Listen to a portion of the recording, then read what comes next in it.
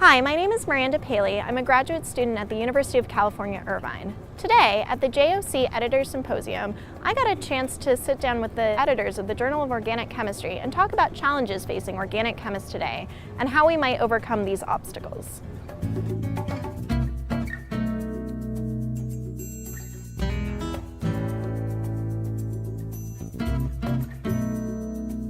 What do you think the challenges are facing the field of organic chemistry today?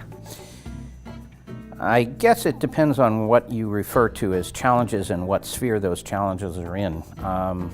I think in the area of science, there's certainly plenty of challenges yet to be overcome in organic chemistry, particularly organic synthesis, which is my specialty. One, of course, is that organic chemistry needs to be practiced in a benign way environmentally. We have to be good stewards of the environment.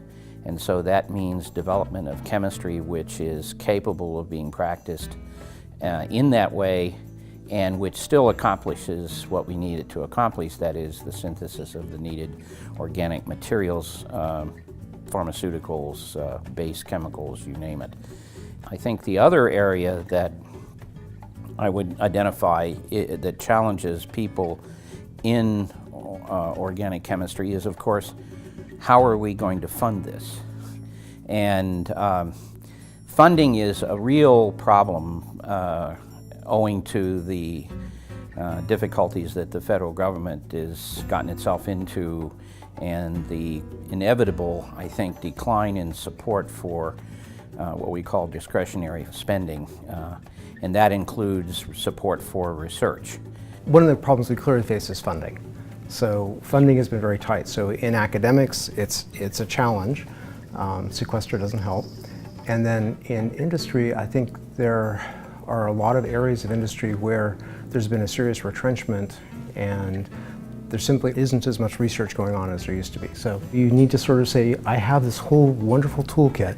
I know how to analyze problems, but where do we go with it? What are the problems we pick out that are really going to make a difference on a small scale in my lab and in my department and in the community, and on a larger scale, in the public eye? Where can we go? Where are we really going to move things forward? The lecture that Clayton Hefcock from Berkeley used to give about where organic chemistry should go, and that had to have been 30 years ago. And he always talked about we need to strive for the Star Trek model.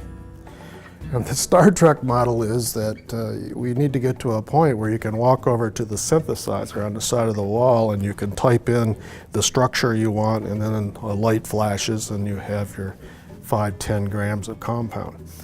And back then he said we're obviously not there yet, and so we have a long ways to go. So 30 years later, we're still in the same situation that we can make molecules, but they actually takes quite a long time. And that is one of the reasons why medicines are so expensive, the medicines that help people have a better life and better health. So we really need to do a lot more work in basic organic chemistry and synthesis and understanding how molecules are put together so that we can actually someday synthesize needed medicines and complex molecules that are used for other purposes in a very efficient, inexpensive manner.